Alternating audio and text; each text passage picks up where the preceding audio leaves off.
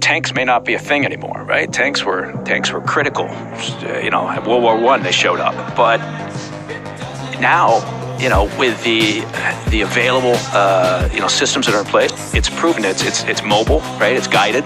It's extremely effective. And so that has definitely changed the calculation. There will always be counters to tanks and there will always be vulnerabilities in them, but that does not degrade or that does not diminish the role and the function that they serve on the battlefield, which, depending on the army, is to support a combined arms team or to exploit weaknesses in the enemy front line. We can't get rid of the armour, we have to acknowledge the issue. Getting rid of the tanks doesn't really solve the problem because you leave a giant doctrinal hole.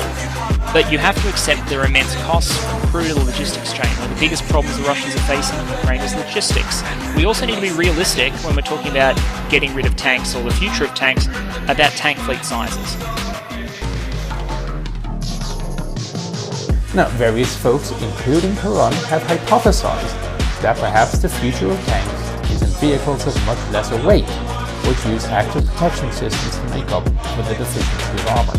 They certainly have a place in the military, though in locations where tanks are unreasonable.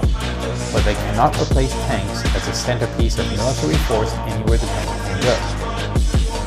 Look, armies are always going to need mobility and firepower. That's not going to go away. Human beings excel at killing each other, and we've been doing weapon countermeasures ever since the first spear and the first shield. As Scharnhorst noted, one must not consider the individual objects without the whole. Or as the English proverb goes, the whole is more than the sum of its parts. Combined arms warfare is very important and it is also very hard to do. But failing at combined arms does not mean that one of its arms is necessarily obsolete.